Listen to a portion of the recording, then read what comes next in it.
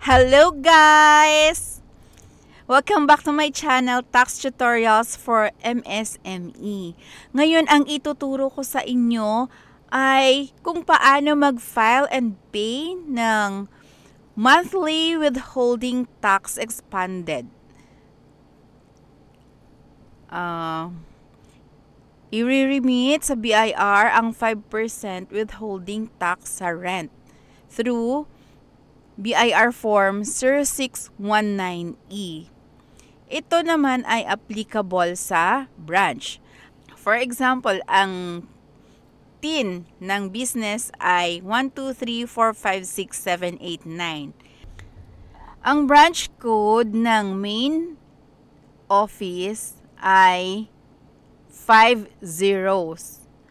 While ang branch code ng first branch, ay 0001. So, kung may additional branches pa, so, 2, 3, 4, 5, 6, and so on.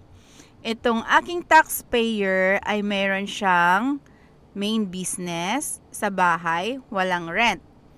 So, nung nag-register siya ng kanyang branch, mayroong withholding tax dahil nagre-rent siya ng space para sa kanyang branch. Ang branch code ay 0001. Ang kanyang rent, net of withholding tax na, ay 10,000 pesos. So, ang gross taxable amount is 10,526 and 32 centavos. Ang 5% withholding tax expanded ay 526 and 32 centavos. Yan po yung ating i-remit monthly for 2 months. January, nag-remit na ako noong February 10, 2025 through Union Bank. So, ngayong February, magpa-file pa lang ng tax return, BIR Form 0619E, and mag-pay through Union Bank. Union Bank. Okay. Gagamit tayo ng EBIR form.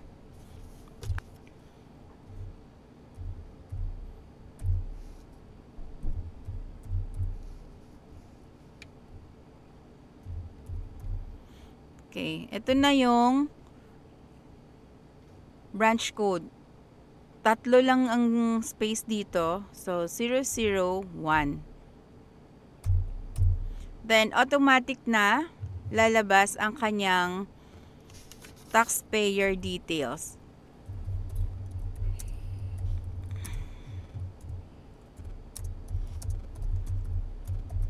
Kanyang line of business ay retail sale of textile. Ayun, i-save ko na ulit yung kanyang background information.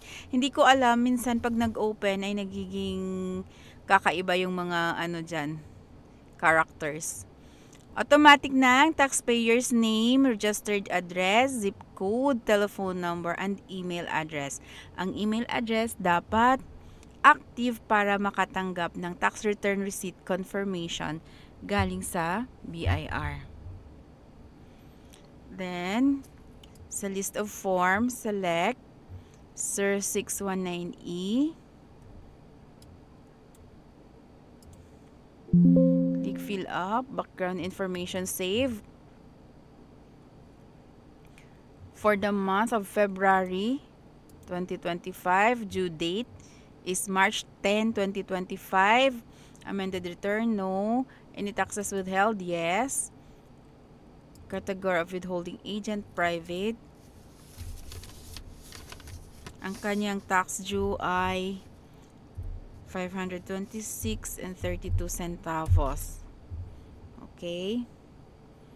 Click validate. Save. Submit final copy.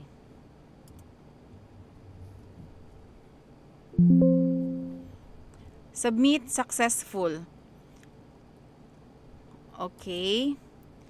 Hintayin na lang sa email ang tax return receipt confirmation.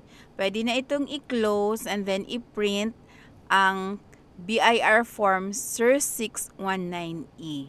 punta na tayo sa payment. Tayo sa Union Bank.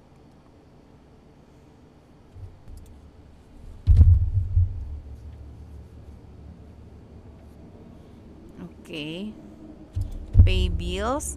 Kaya mas gusto kong magbayad sa Union Bank dahil dito nakasave yung taxpayer details ng aking client. Okay. Yan yung TIN, 9 digits. Then, TIN branch code. Ang last digit ay 1. Form type 0619E.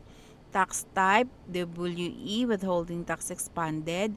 For the return period, ito pong kailangang palitan.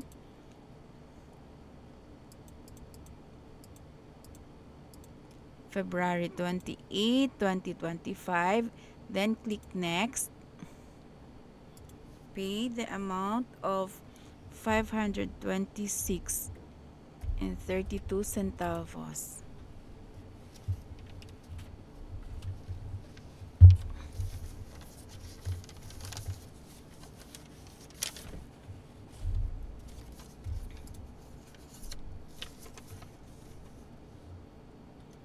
Click next. Click pay 526.32 centavos. Okay. Enter your one-time PIN.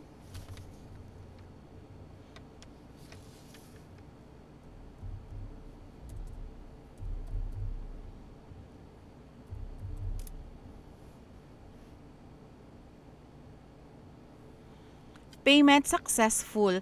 Ganyan lang po kadali kapag nag-file and pay through EBIR form and pay online. Kung gusto nyo pong magpa-assist ng filing and payment monthly ng withholding tax, pwede po kayong mag-PM sa aking FB page, Tax Tutorials for MSME. Kung gusto nyo ring mag-avail ng aking tutorial services, pwede kayong mag-book ng appointment sa akin. Sa mga bago pa lang sa aking channel, please subscribe to my channel. Kung nakatulong sa inyo ang video na ito, please click like and share my videos para marami pa po tayong matutulungan na kapwa natin taxpayers. Thank you so much, guys. Bye!